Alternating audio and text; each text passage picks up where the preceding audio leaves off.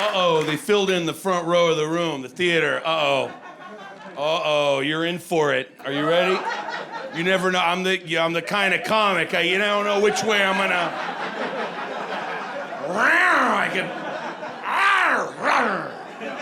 I'm a dangerous fucking man up here. Ready for some fucking crowd work? Too bad, I don't do it. Don't do that kind of act. I'm afraid of all of you people. If you see crowd work tonight, that means that something terrible has happened. And then you will find yourself in a comedian destroys heckler video. You've seen those. You've seen those on TikTok. Vertical style, the way comedy was meant to be. Comedian calls in airstrike on the village of heckler. Not me, not me. If anything, if it happens tonight, there's gonna be a video that pops up and it'll be like, comedian negotiates with heckler. Comes to reasonable arrangement. Don't try me though, don't try me. This special is a long time coming. I've been edging it.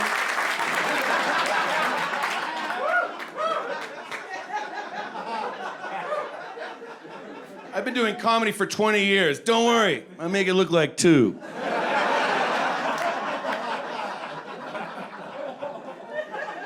At a certain point, you gotta take matters in your own hands. But I'm not gonna wait for a network to say, yeah, we're gonna give you a comedy special. No, do it yourself, DIY. I can do anything that a network can do. I find the right people, I can produce the special myself, I can edit it myself. You're all here, we're doing it. And then when it's all done, I can pass on it, just like a network. I am tired of bars in America that have been ruined by the TV show Bar Rescue. If you're not familiar, it's a TV show hosted by John Taffer, a Gotham City madman who goes around and finds popular drinking establishments around the country that are just having a little bit of trouble, and he shows up and there's a loud, large bully with no talents except the wrong advice for a bar. We need TVs everywhere. That's always the recommendation. Every time you open a door in this place, you should be confronted with a television. Every game, every sport, TV, TV, TV. That's what makes women want to drink. He's a self-proclaimed expert in what makes women want to drink. Let me tell you what makes women want to drink.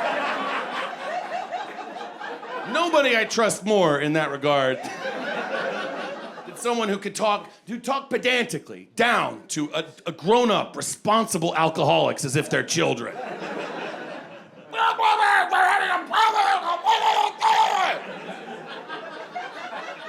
I watched a lot of the episodes because I waste my life, and given the pandemic that just happened, a lot of the advice leading right up to it was really bad. He was going into bars and being like, people are too spread out here. We need close quarters. Jam them together, okay? There's a patio outside. Close it. You're wasting money. Women aren't gonna drink unless they're crammed together at the bottom of the salad plate. There needs to be a television. Shared plates, okay? Am I right? Karaoke and spitting contest.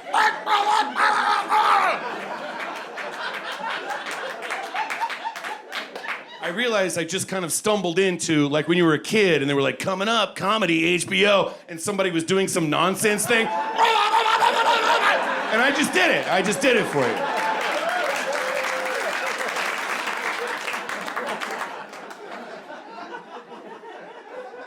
Thank you for joining me here at the Elysian Theater. I don't know if you know this, the Elysian is Armenian. You can tell because it's the IAN at the end of it. It's the Harry and Ani Elysian Foundation. We're very grateful to them. Did Armenians make it here tonight? What? That's, well, okay. They tried to stop us, but we're here tonight at least. Been a rough couple of years for the Armenians worldwide. There was some war crimes committed against us. There was a blockade or two. And then you try to tune into the news, it doesn't get, no matter what happens to Armenians, it doesn't get on the news. You tune into CNN and they're like, the Armenians, we've heard the word, we don't know what they are. Armenians are out there, I guess. If you want to find out more, we suggest you go to tune into the BBC, they'll know. Turn on the BBC, they're not much better. They're like, the Armenians. What really are the Armenians? Armenia, a faraway land, beyond the boundaries of human empathy. Do they truly deserve human rights? To answer this question, we'll be joined this hour by two experts. One of them, a sitting cabinet member in the government of Turkey, and the other, an executive at a petroleum corporation.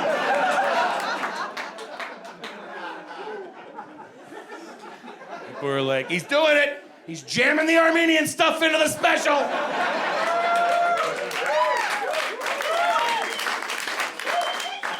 I know Americans don't care about Armenians. I understand that. But let me try another angle. Americans really do care about, a lot, Star Wars. So... let's try this. Armenians are Wookiees. Large, loud, hairy. They're very good at space chess. Sometimes there's bullets for no reason at all across the chest. Unfortunately, we have a language that's very hard for almost everyone to understand. Only Lord Byron and Han Solo have ever figured it out. No, Chewie, it's not Donor, it's Heroes, Chewie. Each person. Some of you are like, James, you don't even look Armenian. Yeah, well, I've been to Armenia. You know what they say there? You don't look Armenian like that.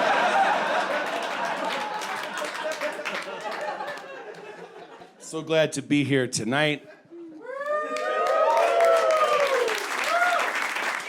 Yeah, wait till I lose you. So, I've been flying on Delta Airlines lately. No particular loyalty. They're a major corporation like any other, and I think they should be broken up and run by the government. I'm a Bernie Sanders supporter.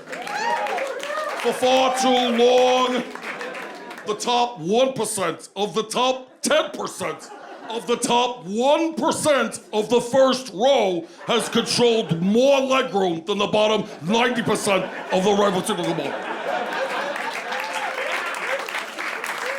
Got us to change. So these days, for me, it's Delta. Mostly it's because when I fly there, they call me a Sky Priority. And I like the sound of that. At first, it's too much. You're like, Sky Priority? Please, I'm a regular citizen like everyone else. One man, one vote. I never asked for anything more. Please, my father was a Sky Priority. But then they keep repeating it. They massage your ego with it, with little perks. Oh, right this way, Sky Priority. A slightly shorter line. And then you find yourself agreeing with it, like, well, yes, of course. There's a certain ring to it after all. Sky Priority. There's nothing wrong with that. My mother always said we were destined for greatness. Sky Priority. I think I deserve a separately stanchioned entrance once in a while. Excuse me, are you staring at me? I'm going to move my bag over here. You can look in your own direction. I'm a Sky Priority, thank you. Well, it means that I'm a priority of these damn skies. All the airlines, they have little categories that they have to compliment you. Make you feel special because you paid too much money or you got lucky and you're in exit row or something. They have these frequent flyer programs. They've been doing these since the 1980s. And it used to start out with just gold. That was the that was what it all was 40 years ago. Congratulations, you're one of our gold members. But they had to pile on more shit to sound more special than that over the years. So at this point, gold status is the lowest category on any air. Gold is the worst.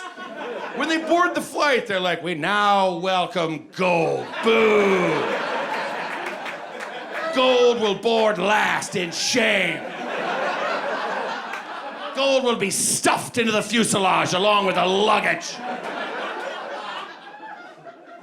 Now they have all these categories that are outrank gold, and it's, when you board the flight, it's just a parade of precious metals and gemstones.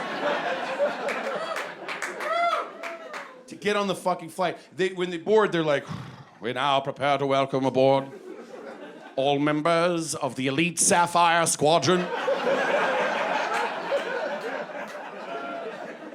All the rest of you will bow your heads. Contemplate the sacrifice of the Sapphire Squadron. And you will kneel. Respect and deference as the Sapphire Squadron. The jetway is yours. Oh, what's this? The sacred horn of the sky? What a rare and lucky day.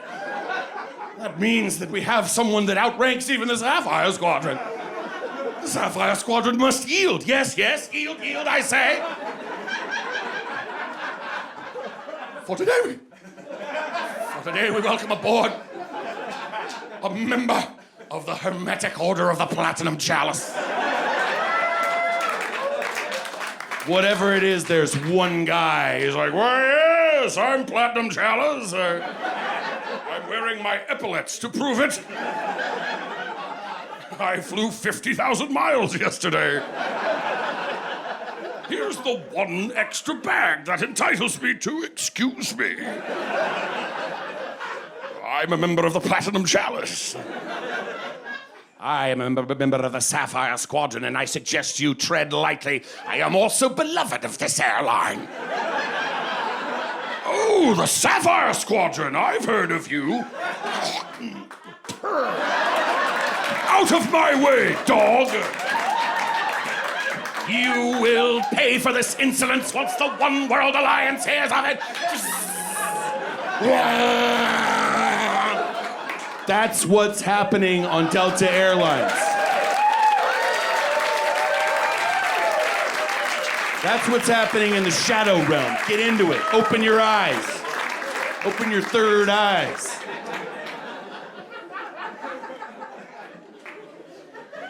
It's true, you might have heard ahead of time if you read the notices in any newspaper that happened to smell like lavender. I am a notorious homosexual. Well, you know who's gay now. Everybody's cheering. I'm a friend of Dorothy. That's just a bartender at the bar I go to.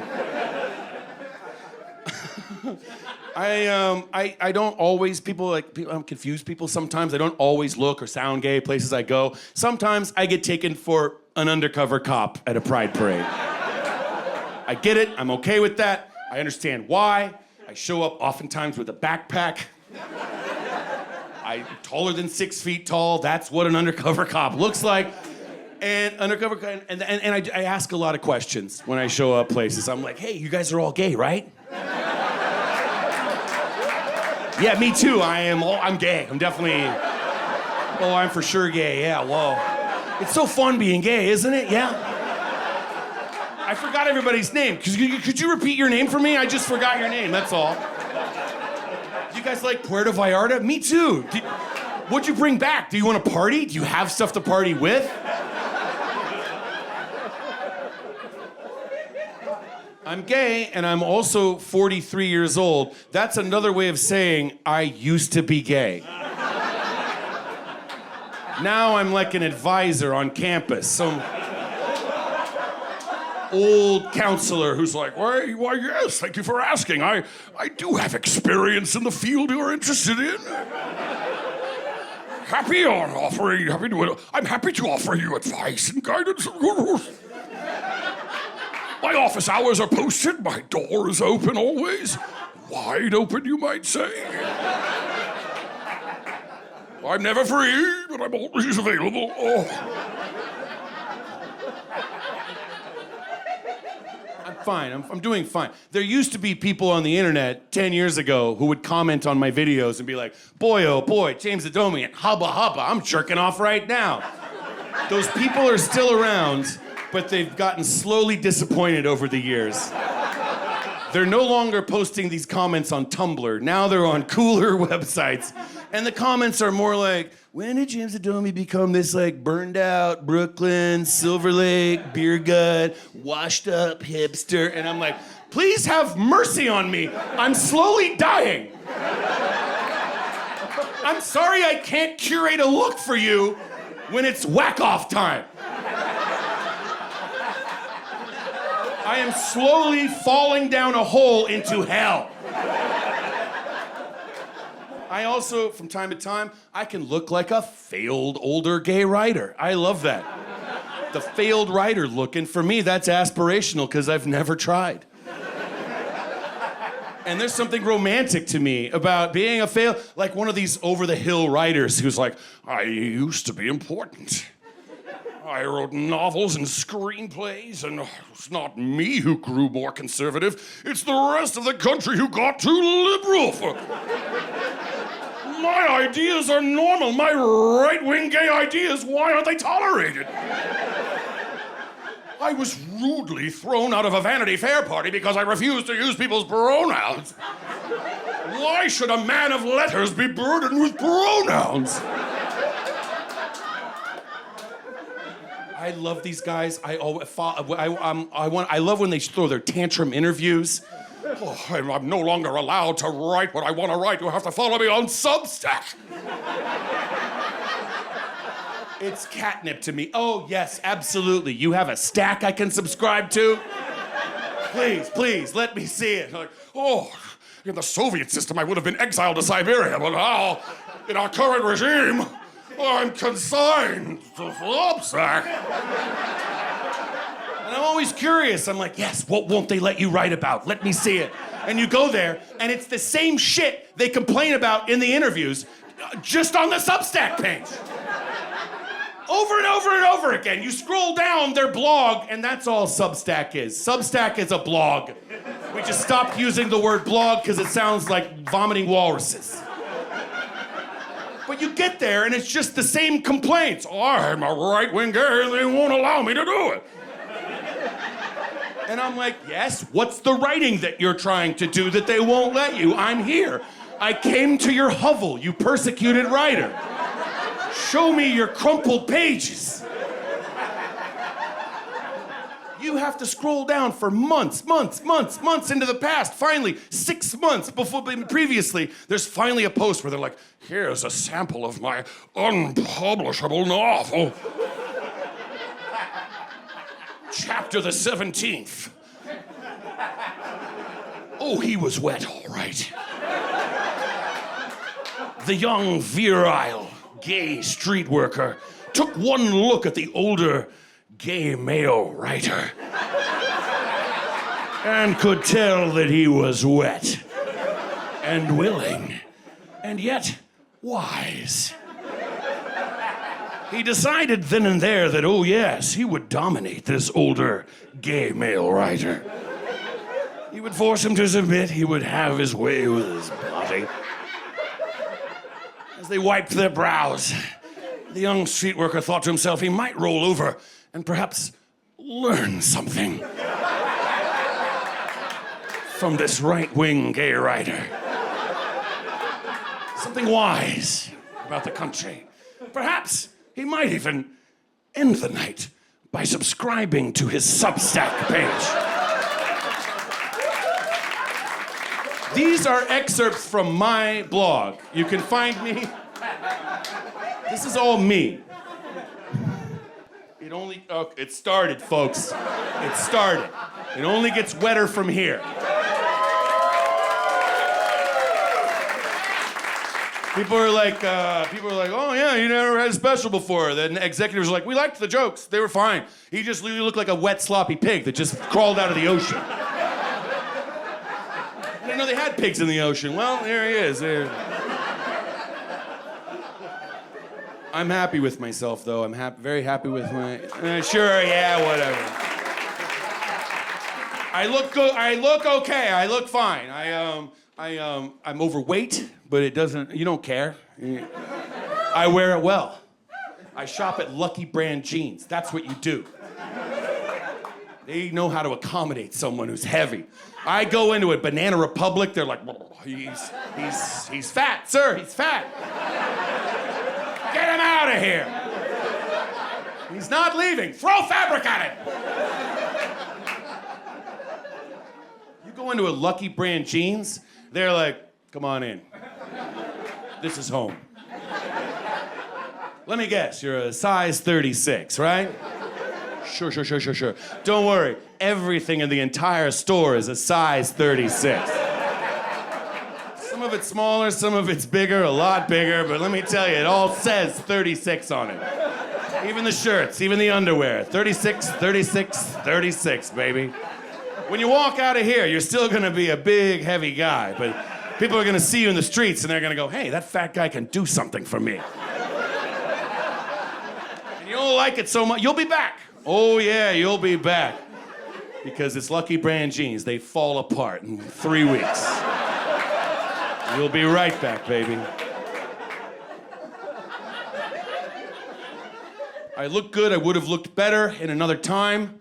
I look like the 9th hottest movie star from 1949. Back when you did not have to be sexually attractive to be a male movie star in cinema. You could be a famous person on a big screen and come out and be like, well, yes, darling, of course I've got my swim trunks up above my belly button. I'm a man, after all. I've almost got them up above my nipples because I'm a real man, I'll tell you that. That's right, I've got 3 towels around my neck. You can't tell quite how beefy I am. I've been swimming and smoking all day. Wouldn't you say it's about time for a cocktail, darling? I like that. I mean, I love that whole world. I love the whole world. The other night, I was at a bar watching Turner Classic Movies. That's what my life is like. Great. And then there's a bar guy next to me. You know a bar guy? One of these guys that's like, hey, you want to talk to me? I haven't talked to anybody since last night when nobody wanted to talk to me. They just show up at 12:30 and then they disappear at 2:30, right after last call. All right, and he kept needling me. He wanted to talk about the movie. He was like, hey, Casablanca, they couldn't make a movie like this today in Hollywood, could they? And I knew what he wanted, and I didn't give it to him. He kept elbowing me. He was like, a motion picture such as this would never be made in the Warner Brothers of today's regime. He wanted me to wheel around and be like, yeah, I agree with you. Hollywood is way too woke today to make an anti-Nazi movie.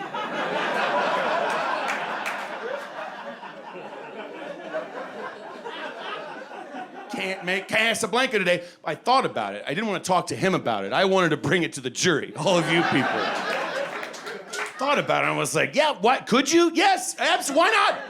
Let's make Casablanca. I don't care if it's good or bad. I just want to sit down and watch it. I want to see a Casablanca that's made today. Whoever plays the part of Rick is there up all night, drowning their sorrows, and he's like, of all the safe spaces in all the world, she or they had to wander into my nonprofit. That's right, it's a CBD cigarette. I'll have as much of it as I want and it won't hurt my lungs. Give me another White Claw. I can drink White Claws all night. Play it again, Shazam. You played it for her or them. You can play it for me, Shazam. Thank you.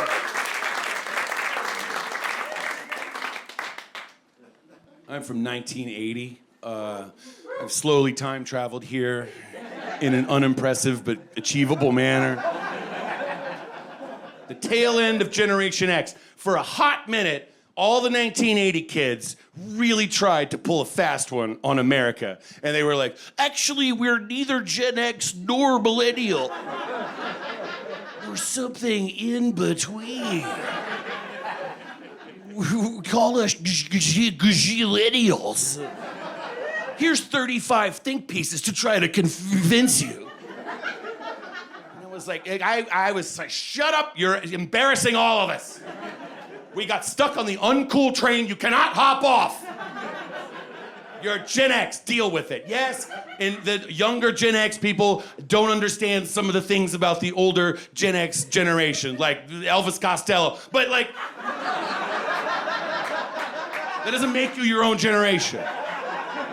And if there's something I believe in more than anything in this country, it's the generation, like designating and criticizing generations. That's what this country was built on. That's an important industry in this country. It employs tens of thousands of people. Generational science, of course. As a generational researcher, I have many things to say about the topic. If you're following generation science, as I like to call it right now, they have a controversy. You look at a Wikipedia page of any generation, they don't know what to call the next ones. They had Gen X, they had Gen Y, now they're at Gen Z. They're the ones growing up and showing up places, and now they're like, what do we call the next people? What could possibly come after Generation Z?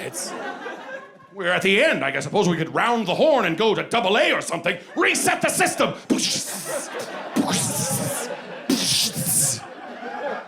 My God, who could have foreseen it? Why did you start the countdown at the third to last letter of the alphabet? You had 23 other options to enter. I know the answer to that. The answer to that is Generation X was the first generation of people that had to be shamed en masse. Before that, all the generations were just compliments. They are the greatest generation. Well, they're the silent generation.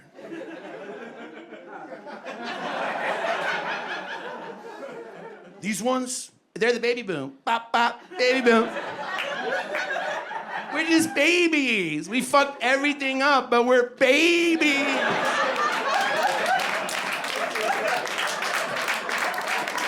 I'm a 75-year-old baby that owns everything. It's not my fault.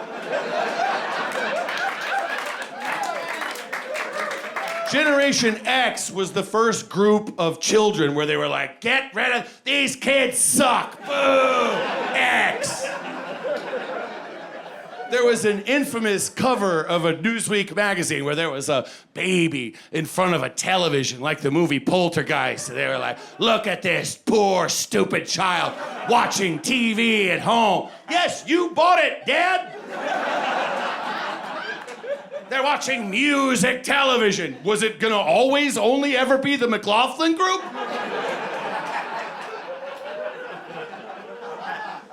I want to know who are the designated jackasses at Newsweek magazine whose job it is to criticize a generation every 30 or 40 years.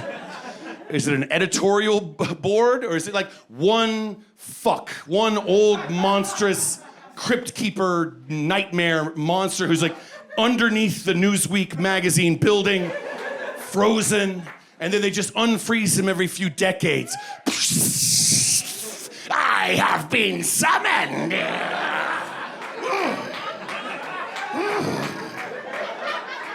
That means the new cohorts must be shamed.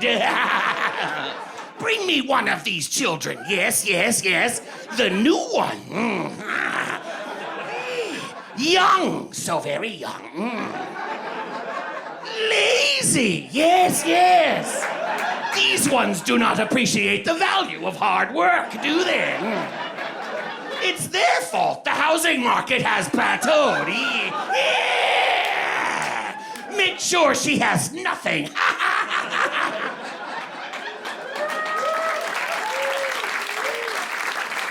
But just to clarify, I'm in agreement with those people.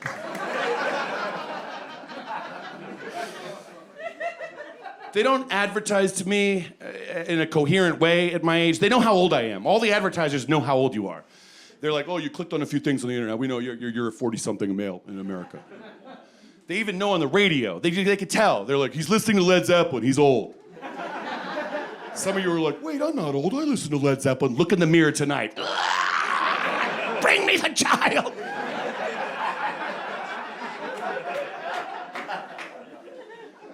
I'm expected in my 40s to have a lot more money than I actually do. The advertisers assume you've got money to spare. They kind of know what year you're from, so they're like, hey, remember when you were a kid and you had a Nintendo and you gave it up and you got a Sega Genesis? Well, similarly, it's time to hop out of that Mercedes and squeeze into a new BMW.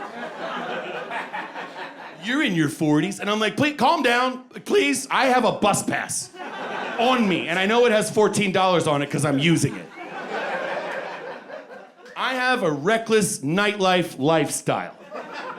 I eat junk food, I'm up late, I drink a lot. I'm here with all of you tonight. What do you think we're doing tonight? This is what it's like for me every night, okay? If I want to feel seen, I need advertisements that sound like they're for a luxury car commercial, but it's actually just for just junk food. Introducing the all-new Doritos D25i. A luxury snacking experience unlike any other in the impulse aisle. Expertly crafted with bespoke spices, xanthan gum sourced in the Alps mountains, and a sodium salt power of 150% of your recommended daily allowance.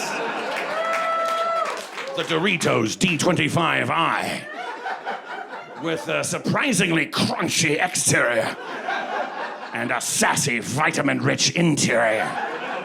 It'll have you reevaluating what is possible in a snacking chip experience. Drop into your Southern California Dorito dealer for a test taste today. Thanks, yeah. I'm ready to sell out. I've got the fucking voice for it. I like paying attention to ads. I don't have a lot of ads at home on TV, but when I'm on the road and I go into a hotel, I'm like, yes, now I get to check in with TV the way America watches it, with ads. You watch cable TV in a hotel room now, half the country still watches TV that way, and it's just, all it is just commercial advertisements and hurricanes. That's all cable is now. You go into a hotel and they're like, oh, you want a room? We got televisions in all of them. Old-fashioned, hand-cranked, rotary-operated television. It runs on commercials. Come on, Jenny, turn it on. All you gotta do is pump in a commercial sponsor and she'll shoot out a motion picture. Just like a Nickelodeon machine.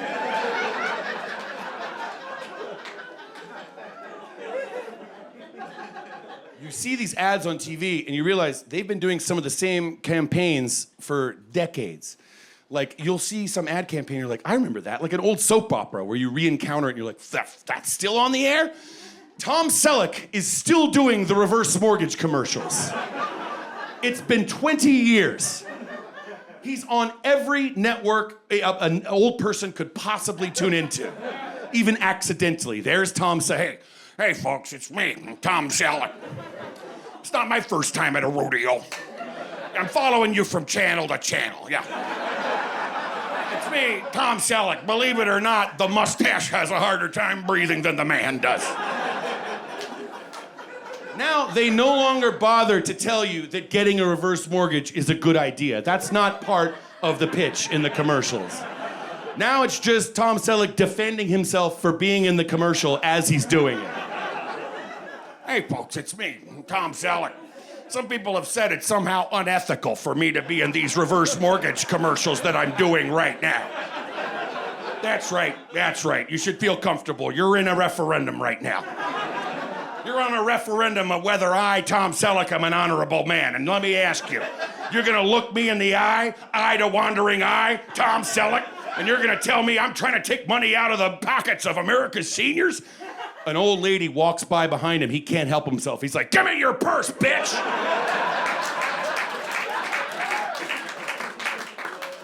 I do admire, I admire the audacity of an ad campaign that takes on word of mouth as the enemy, which must be destroyed. At this point, everyone in America has had to tell an older person in their life, hey, whatever you do, don't get a reverse mortgage. Tom Selleck is like, yeah, fuck your grandson. He used to masturbate to me back in the 1980s. Now I'm cashing in. Think I wore all these Hawaiian shirts this whole time for no reason? Now it's my turn, Tom Selleck. The ads always took place in a country lane somewhere where you're supposed to feel comfortable about a shady real estate deal. Like a dirt road, a leaning fence, tall, waving trees. Now, they're moving fast. They don't have the same budget anymore. Now the production, they're like, Tom, we don't have the location for real, but nobody's here. Let's get the shot off. So the ads are now just a little more desperate. Tom Selleck closes the door of a vehicle that's still running, and he's like, reverse mortgage, Tom Selleck, come on. Follow me further into the woods and see what happens. I think Tom Selleck's trying to mug me. Not the worst thing we got in this country by far. Pretty innocent, if you ask me. I'm not gonna blow anyone's minds by saying this country has a bigotry problem, a violent bigotry problem, in a way that hurts a lot of people. We know this. I've got a real quick and stupid solution. Let's trick, thank you for the rhetorical what? You really wanna know? Let's trick America's bigots into caring about less important shit. We're not gonna stop them from being bigoted. Get them obsessed with stuff that doesn't intersect people's lives in a violent way. Let's get those people hung up on the finer rules of English language grammar. Spelling, syntax, punctuation. That is a rabbit hole that people can go down, and they do. And if you have an overactive and judgmental mind, oh, it's a rich field to play around in. You can't end a sentence with a preposition. Do you mean to say whom? Let's get Alex Jones hung up on all that shit. Let's pass off a manila folder to Alex Jones sometime. He'll be like, oh, manila folder? Oh, definitely, all right. Just have some stuff in there about the English language. Within a week, he'll be on Infowars.com. And I'll be like, folks, we received some documents from a reliable source that confirms what we already know. We've known this for a long time. The government has known it since the Reagan administration. There are only 5 vowels in the English language. It goes deeper than the English language. It goes back to Sanskrit. Any Indo-European language, there are only ever 5 vowels. A-E-I-O-U. Y is not a vowel. Y has never been a vowel. There is clearly a glottal stop in the letter Y. I will not submit to your glottalist globalist conspiracy. What's next, folks? What's next? You're gonna go along to get along. You'll be like, okay, I'll pretend to be a good liberal. I'll allow it. I'll say Y can be a vowel. Then what? Then it's a slippery slope. Then it's a classic boiling frog scenario, folks. They're gonna be teaching your children in school that H is a vowel just because it's silent sometimes. We will never remain silent in the face of your silent H tyranny. Ah!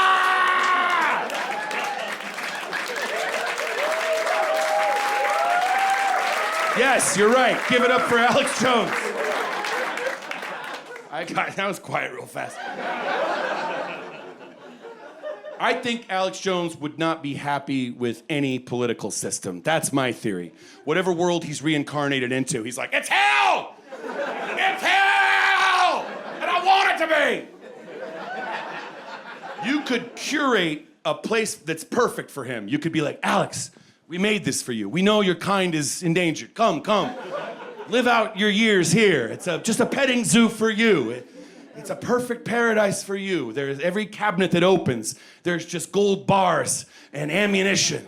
And every faucet that you turn on, it's whiskey and barbecue sauce. You're like, okay, all right, well, that's something. Let me ask you, are there microphones? There's microphones everywhere. We might be able to lure him in within a couple of days. He'd be like, folks, we were lured in with a libertarian utopia, but it turns out that it was built on a foundation of lies. It was not the correct constitutional Texas-style barbecue sauce. It was the evil, satanic, Carolina-style barbecue sauce. And I will never bow down. I will never submit to your vinegar-based conspiracy. Ah!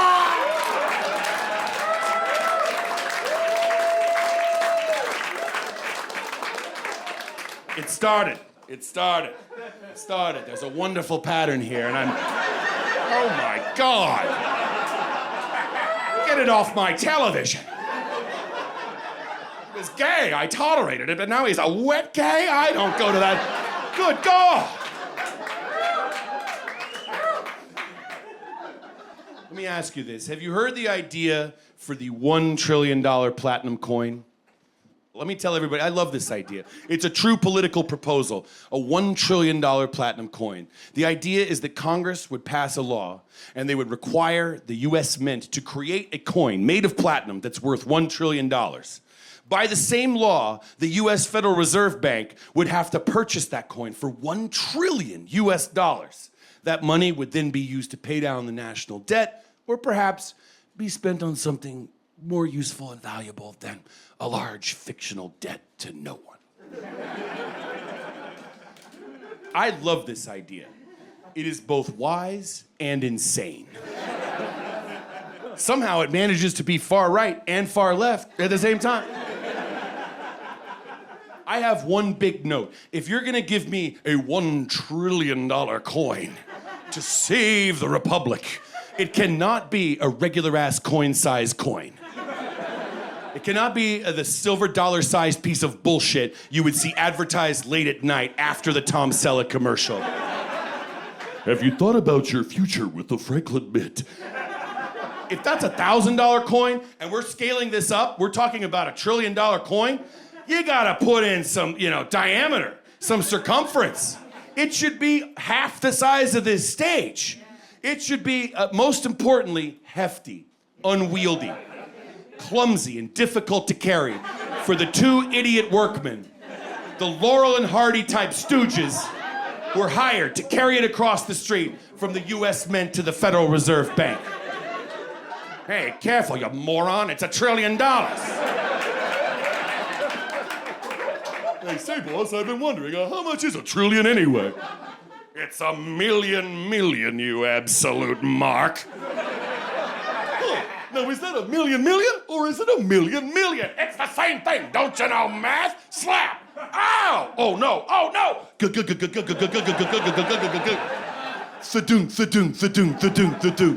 $1 trillion coin rolled right in the river.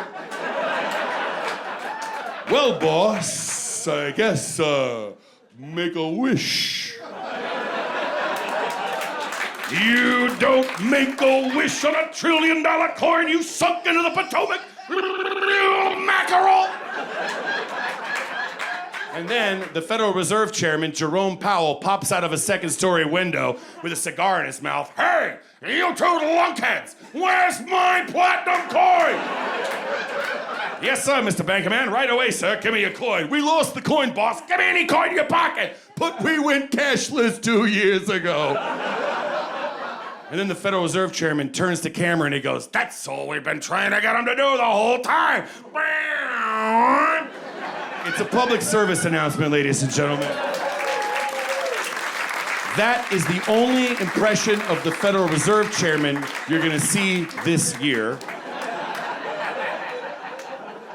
Thank you for indulging me. I don't get a lot of auditions these days. I just do these shows as a way of basically auditioning characters that could still be played by a gay actor over the age of 40. It's not a long list, but those guys, absolutely. Gay actors over the age of 40. Hey, you look like a bucket of shit. Well, you look like yesterday's overalls. It doesn't hurt anybody. Gay actors over 40. There's a few others on this list. If you have a Game of Thrones type show, anything with torches and horses and conspiracies, not the king, never the king, the advisor to the king. That's a gay actor over the age of 40. My lord, perhaps our armies can be used more deviously. I do not command the sweep of history, but I recommend that it be used in a more Machiavellian manner. There is a generation that must be shamed. Bring them to me.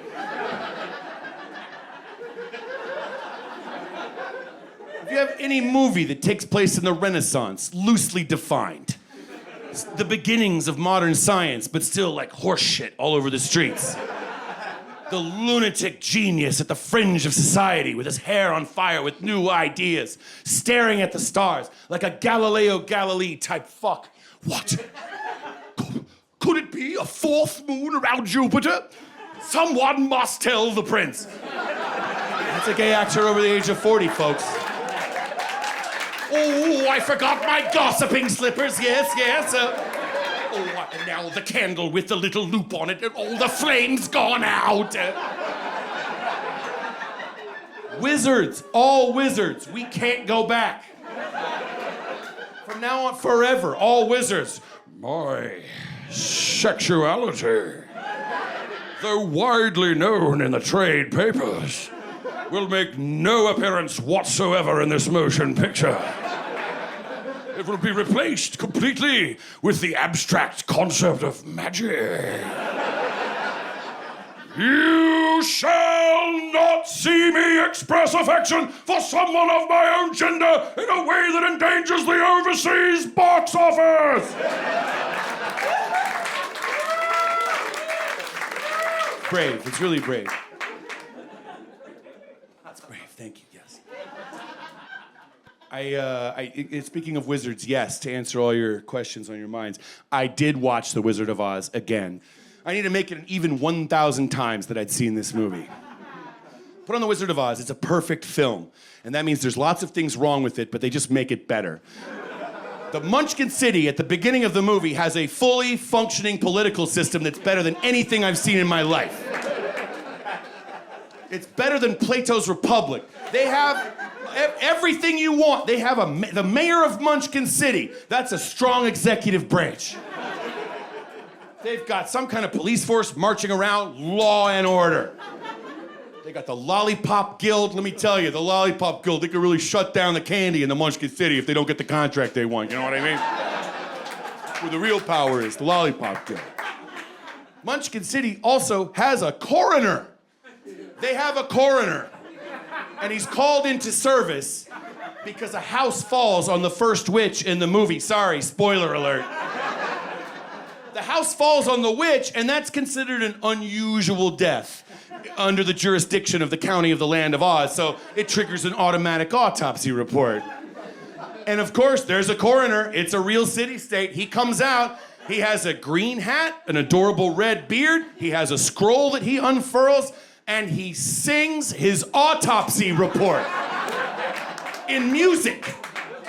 As coroner, I vouch for her, I've thoroughly examined her, and she's not only merely dead, she's really most sincerely dead. Bum, bum, bum, bum, bum, bum, bum, bum. What a beautiful system. We could use that in the real world. Why are we limited to only Anglo-Saxon common law? If there's a good idea that comes from fiction, let's take it. There's so many controversial deaths that happen in our real universe. If you could have musical autopsy reports regularly, that would heal a nation.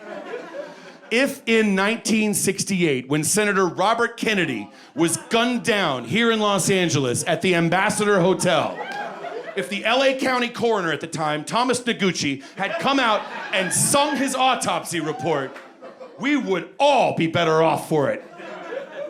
It's impossible that Senator Kennedy could have been killed by Sirhan, because Sirhan was always standing in front of him, but the fatal bullets all came from behind him. Dun, dun, dun, dun, dun, dun, dun, dun. That leaves the most likely culprit to be the American deep state who had to prevent a Kennedy from taking office 5 years after his brother was killed by the same people. Bum, bum, bum, bum, bum, bum, bum, bum. Thank you. I teach a film class also. After the show, we break up into small groups. We have little discussions and stuff. People fuck me for my taste in movies. Same with television. My finger is on the pulse. I'm watching the coolest TV, the stuff all of you are talking about, on the edge of your thumbs on your social media. I'm watching Planet Earth from 2003. David Attenborough narrates Planet Earth. He is the greatest voiceover artist alive. David Attenborough can say something that you have always known since before you went to school and make you feel like you're learning it for the first time. The Earth is a planet. It orbits the sun. Its surface, mostly round, is comprised primarily of liquid water. When the temperature becomes cold enough, the water will freeze and become ice. When the ice again warms, it will melt and return to liquid water. You're like, what? Yes! I've always known this, but it's the answer to everything. David Attenborough is the greatest voiceover artist alive, and he knows it. He knows he has status. He knows there's a sir in David Attenborough. You can hear this sometimes when he's narrating a scene that you're watching something with puffins or something. And you can, if you pay close attention, listen to it, you know there's a script. But when he's in the voiceover booth, he's David Attenborough. He doesn't really have to stick to the script if he doesn't want to. He'll be like, oh, what's the next segment we'll be reading? I see here the puffins. Well, I'm sure you've put in a lot of work into the script. But if you don't mind, I think I might like to speak extemporaneously on the puffins for a moment.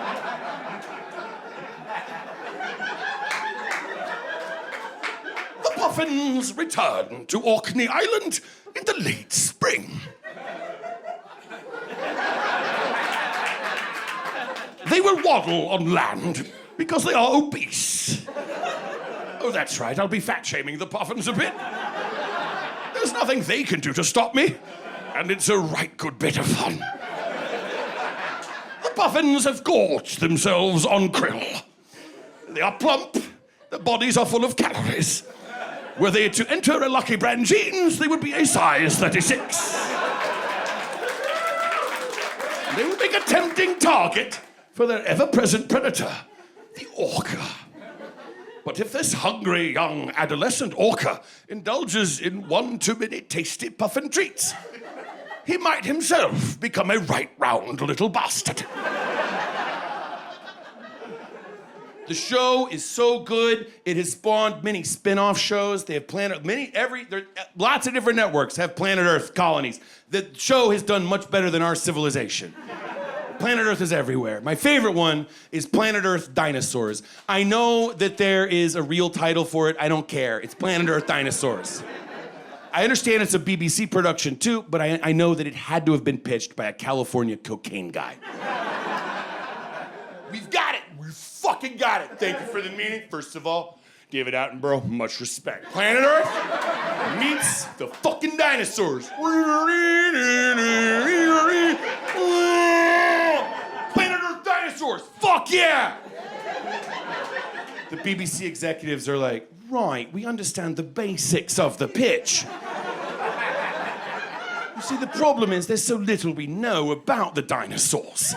We don't know if they moved in herds, if they had feathers. We don't know if they ate their young. You see, we know almost as little about the dinosaurs as we do the Armenians.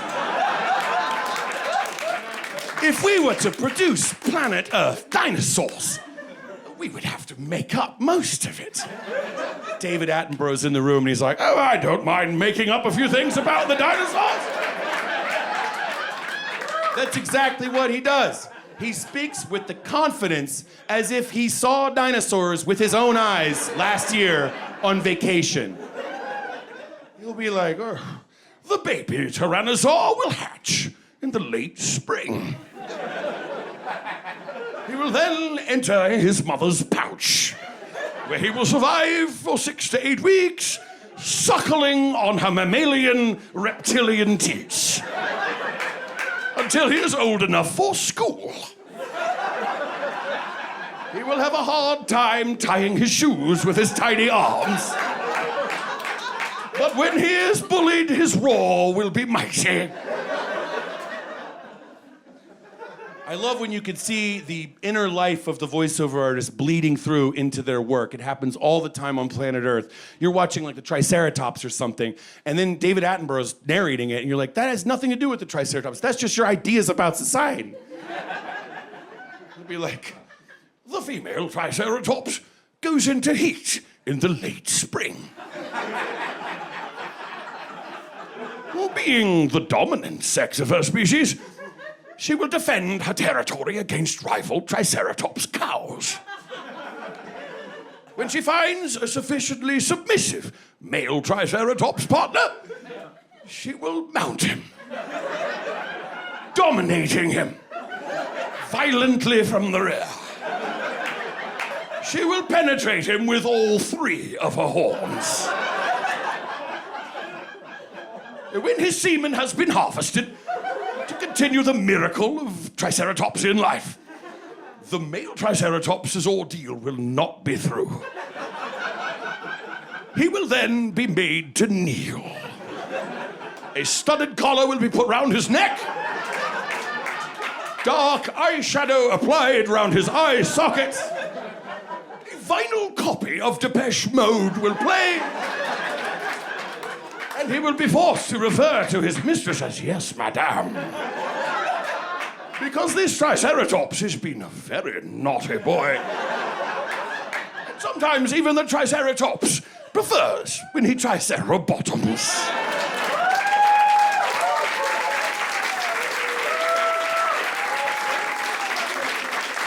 Sounds like we got a couple Tricerabottoms in the room. I'm with you there, babies. I'm with you.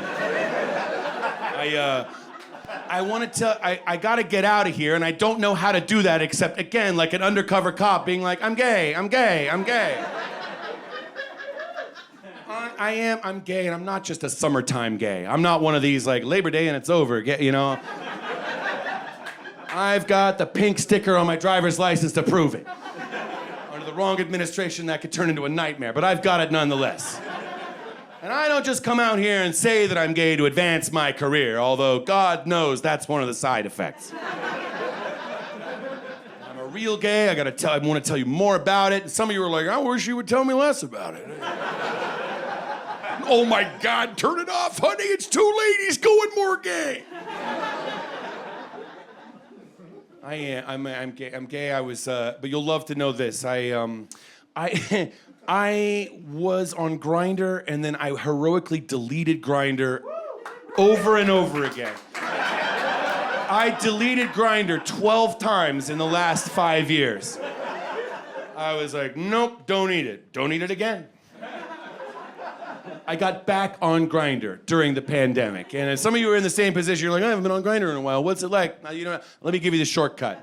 I got the memo. Here's the tip. Grindr now is a social media network for bottoms to meet other bottoms. That's what Grindr is. You go on Grindr and they're like, boodle-doo, hello, bottom. And you're like, whoa, that's a little forward. And they're like, well, why not? Here's all the other bottoms in your neighborhood, conveniently organized by how close they are to you. You have 3 possibilities with this information. You could be bitter about it, you could make fabulous brunch plans, or you could sit on each other's butts and see what happens. I've tried all of those things, and baby, any one of them makes a great Sunday.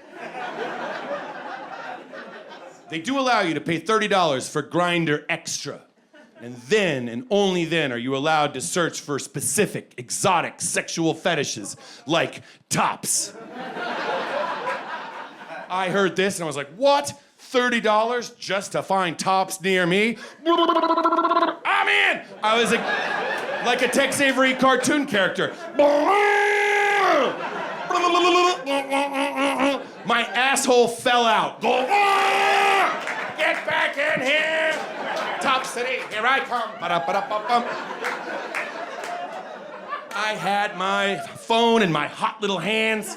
I was like, show me the tops, show me the tops. So here I was in Los Angeles with the tops on Grindr. And I scrolled down once. I was in San Diego already. I scrolled down again. I was in Tierra del Fuego. I was like, where are they? Where are these tops? They gotta be in here somewhere. They gotta be programmed into the Matrix, a certain number of them. It's like a game of Minesweeper. You just have to hit them. And I don't know, I don't have the answer to this. I don't know, maybe they're just hard at work. They're not looking. They got an early morning tomorrow, and they got a call time somewhere in the Marvel Cinematic Universe. Or maybe the time has come, as we all predicted, and they're not on Grindr anymore. They're on Substack, and you gotta follow them there.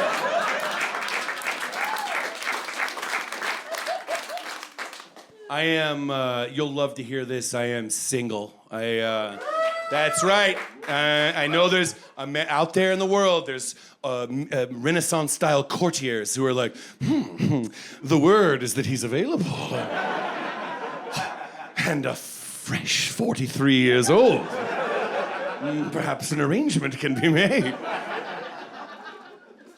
I did have a boyfriend. Unfortunately, I had to break up with my boyfriend because he dumped me. I think it was a good reason. He was like, James, I don't want to be with you anymore. And I was like, see, I don't need that energy in my life right now.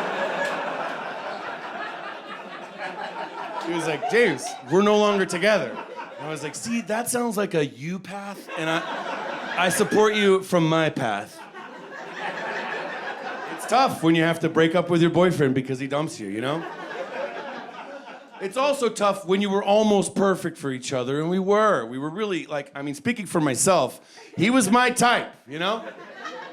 He was a total top. He had Italian style. He believed that 9/11 was an inside job, and he did not make a big deal about it. Perfect. That's a rare catch.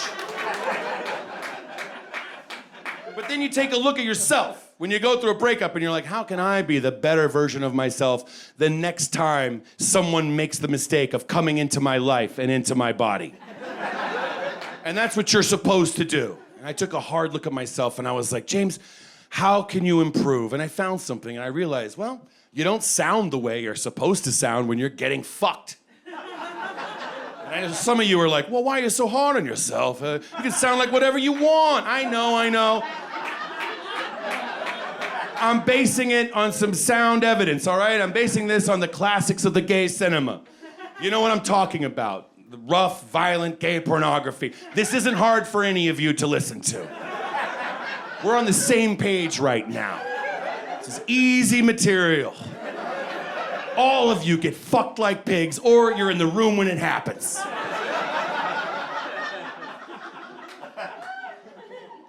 Those experts, those performers, and those works of art, when they are being penetrated, they sound like they're made of roller skates and lollipops. Oh, wow. Uh-huh. Super, yeah. Like you had an anime cartoon and just removed anything that was possibly negative or dangerous. Oh, whoa. Oh, wow. Uh-huh. And primarily, yes. I don't have that. I can do that for a few seconds, then I lose it. When I am getting fucked in my asshole, I sound like somebody's dad woke up in the middle of the night and didn't turn the lights on. Ow! God damn it! Shit! Hold on.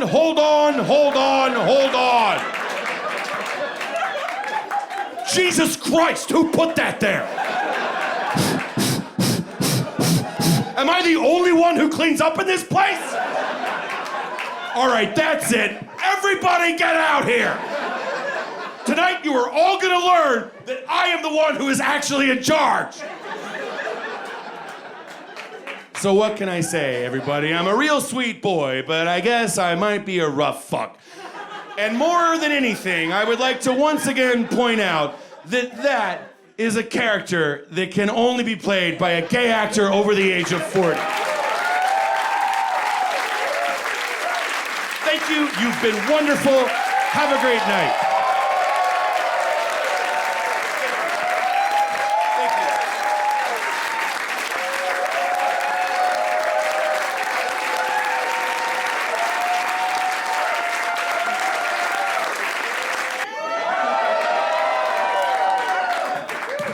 Stick around. There's another 2 hours. I'm just gonna do...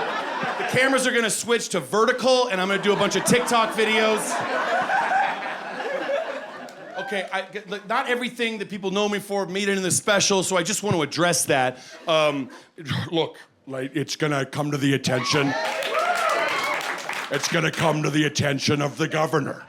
Jesse Ventura, you're gonna tell me Adomian didn't put me in the stand-up special simply because I haven't been a major figure in the news for 3 or 4 years? I'm not buying it. If it's for sale, I don't approve the transaction. Look, I'm not afraid to call out the 800-pound gorilla in the room. Gorilla Monsoon. I know what's happening. I've been censored. You have to follow me on Substack. It's the only place where you can find the truth. Ah! I can rock a look, though. This look is what I refer to as the gay Mark Maron. Yeah, man. Yeah, I see what you did there. I know you it's a reference you just used to shoehorn in the impression. I get it. I'm glad I'm such a caricature I can help you out in the fucking special. To answer the question, I'm not opposed to it. I wouldn't say I've exactly fantasized about the idea, but obviously the idea comes up. But the gay thing, I could do it, but I don't know. I don't know about the power dynamic. I don't know about that. The top and the bottom thing. Do I have to choose? I don't even like topping in a heterosexual relationship. Is there anything that's a more relaxed fit? Is there a side that I could choose? A lateral move. That's gay Mark Maron, everybody.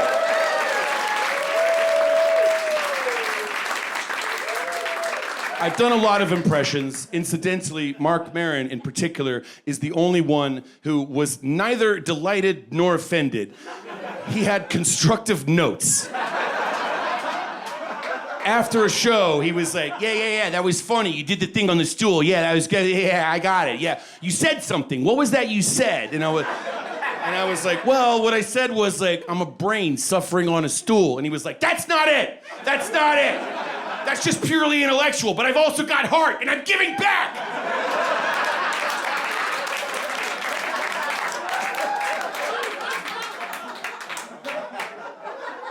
I love him. I love the guy. We are in Los Angeles. Great, that's the kind of reaction I like from a city. Half the crowd is like, yeah, whatever, you know. LA, you know? Slightly less than half the crowd is like, I'm happy I just moved here.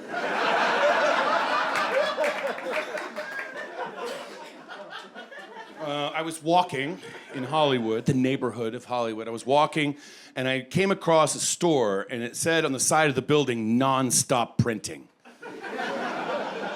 And I just stopped and marveled at it for a while. I was like, is it possible, really? Is it really, truly non-stop, where you can just see at any hour of the night smoke billowing out of the old factory windows? Old Tex Avery cartoon music. Dun dun dun dun dun dun dun. Bum bum bum ba da ba da. It's non-stop printing. Keep it going. Sir, we ran out of blue ink. Then print it in your blood, baby. That's the wrong color. Get out of my face. We don't have any more paper. Then print it off the shirt on your back. God damn your family. It's non-stop. If we ever stop printing, then so do I. But then, you know, as I was realizing, like, no, this is Los Angeles. It used to be non-stop printing. Now, it's probably been adapted to, like, an environmental theater space. There's a local actors troupe that's there. They've taken it over. You go in there, and there's some asshole on stage with a spotlight, a lot like what you're watching right now. And he's there, and it used to be the print shop, so they've got old Xerox machines. And they're performing like David Mamet's last attempt to be relevant. Fucking faxes. Fucking faxes, fucking faxes, fucking faxes, fucking faxes. Breathtakingly relevant, says the male critic of Time Out magazine. A door slams open and a character comes on stage. Copies are for toners only. These are specific David Mamet references. I know that I've lost you or I never had you, but there's a third iteration of the joke. I'm going for it. The title of the play, Glenn, Gary, Matt, Gloss.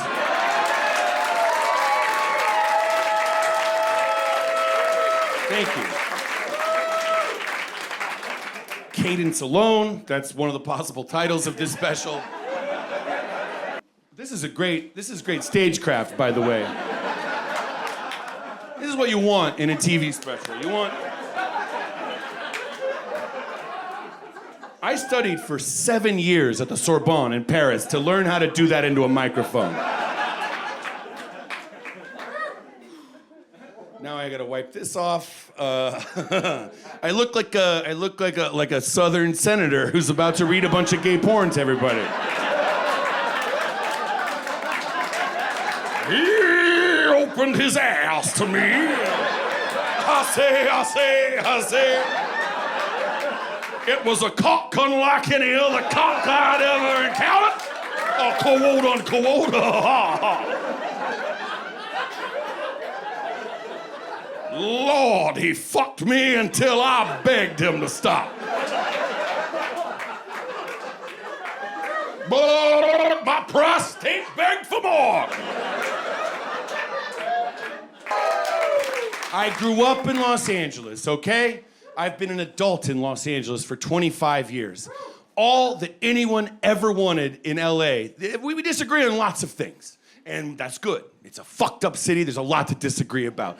The only thing that everybody agrees on is that there should be a train to LAX from somewhere. From anywhere at all to LAX, a train. And of course, when I say everyone believes this, I'm not counting the people who live in the hills. They're not human beings. Everybody else agrees there should be a train from anywhere at all to LAX.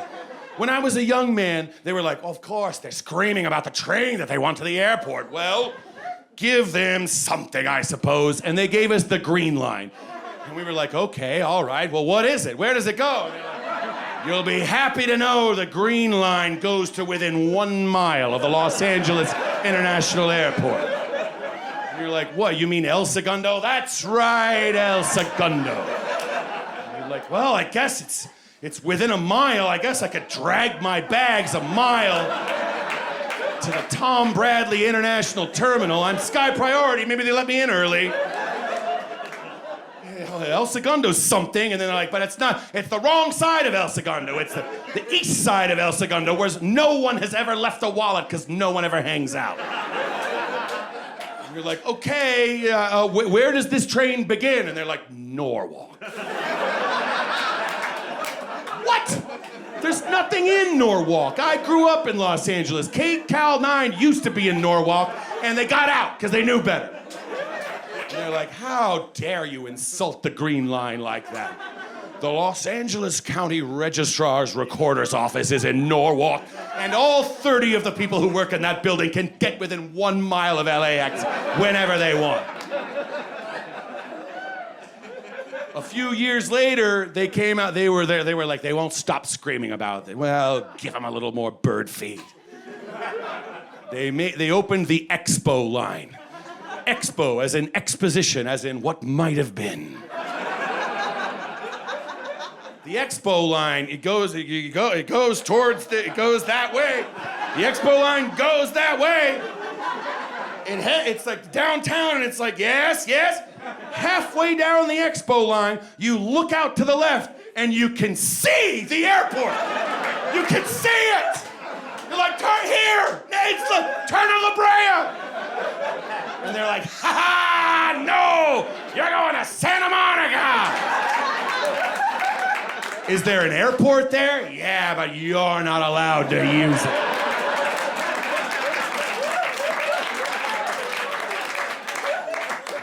If we were to leave here right now tonight and drive to LAX, we would cross 4 or 5 trains that don't go there.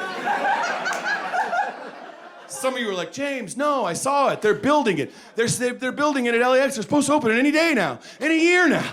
Any decade now, there's gonna be a train. I see the construction. I don't buy it. I think they're putting on a show for the Olympics. It's a Potemkin village. They're stacking wood to impress the visitors. And then they're gonna be like, ah! It's a train that runs on the road. I know. They're building a train. It's gonna come out soon enough. I think they're just gonna wait until I've screamed about it enough. And I can't handle it anymore. And I breathe my last. And I'm just like, the train! I never saw it! And they'll be watching from their monitors in Brentwood, and they'll be like, he's passed away. Start the train. Thank you, Los Angeles. I love you. Thank you.